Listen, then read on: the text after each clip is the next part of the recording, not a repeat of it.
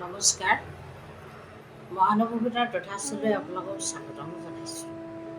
আজি মই আপোনালোকৰ আগত মহাকাব্য ৰামায়ণৰ ৰামচন্দ্ৰৰ জন্ম কাহিনীয়ে আজি ভিডিঅ'টো আৰম্ভ কৰিম।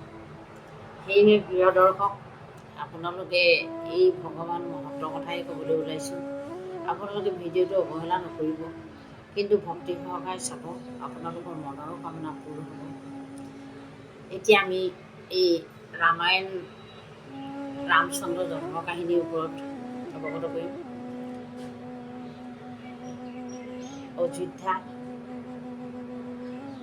পৰাক্ৰমী ৰজা আছিল দশৰথ।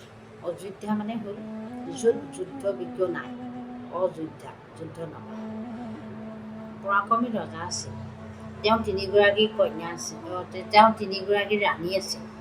বহু বছৰ কাল তেওঁলোকৰ সতি সন্তান নাছিল। সেয়েহে এবাৰ দশৰথ ৰজাই তেওঁ পাত্ৰ মন্ত্ৰী সৰ্জন ঋষিমুনিসকলৰ লগত আলোচনা কৰি তেওঁ এটা যজ্ঞ কৰাৰ আয়োজন কৰিলে পুত্ৰ কামনাৰ্থে। সেই যজ্ঞত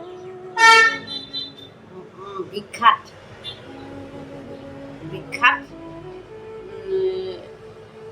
ঋষ্যশৃংগ ঋষিয়ে মানে যজ্ঞত ভোটাৰ দিয়া দায়িত্ব পালে। ইতিমধ্যে মহা ধুমধামেৰে যজ্ঞ সমাৰোহ আয়োজন হ'ল। ইফালে স্বৰ্গৰ দেৱতাসকলে এখন মহা সভা আয়োজন কৰিলে। ইফালে যজ্ঞ কাম আয়োজন কৰিছে দশৰথ মহাৰজাই, আৰু এইফালে তেওঁলোকে স্বৰ্গৰ দেৱতাসকলে এখন সভা আহ্বান কৰিছে, কাৰণ ৰাৱণৰ বধৰ হেতু। ৰাৱণ বৰ পৰাক্ৰমী দুৰ্দান্ত বীৰ আছিল। তেওঁ কোনোৱে পৃথিৱীত মাৰিব নোৱাৰিব। বৰ্মাৰ পৰা বৰ লৈছিল। বৰ্মাই তেওঁক বৰ দিছিলে যে কিন্ন কিন্নী ৰক্ষ যক্ষ অসুৰ কোনোৱে দেৱতা কোনোৱে মোক মানে মাৰিব নোৱাৰিব। সেইকাৰণে তেওঁ এই বৰ পাই গোটেই স্বৰ্গ মৰ্ত্য সকলো মানে তলৈক্য সকলো অত্যাচাৰ থাকিব নোৱাৰা হৈছিল।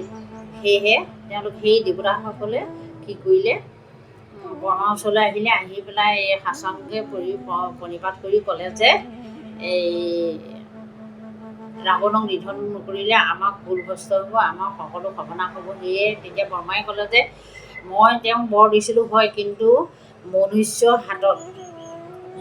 হাতত মৃত্যু নহ'ব বুলি বৰ দিয়া নাছিলোঁ। সেয়েহে আপোনালোকে এতিয়া বিষ্ণুৰ ওচৰলৈ যাওক, বিষ্ণুৰ ওচৰত আপোনালোকে বৰ বিচাৰক। সেই দেৱতাসকলে তেওঁলোকে কি কৰিলে, বিষ্ণুৰ ওচৰলৈ গ'ল। বিষ্ণুৰ ওচৰত গৈ পেলাই দেৱতাসকলে সাষ্টাংগ পৰি প্ৰণিপাত কৰি বিষ্ণুক ক'লে যে আমি ৰাৱণৰ অত্যাচাৰ থাকিব নোৱাৰা হৈছোঁ, সেয়েহে আপুনি কিবা এটা উপায় কৰি এই ৰাৱণক বধ কৰিব লাগে।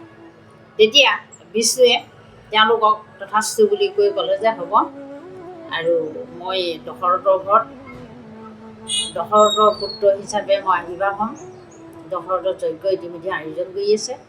মই চাৰি পুত্ৰ হিচাপে জন্ম হ'ম।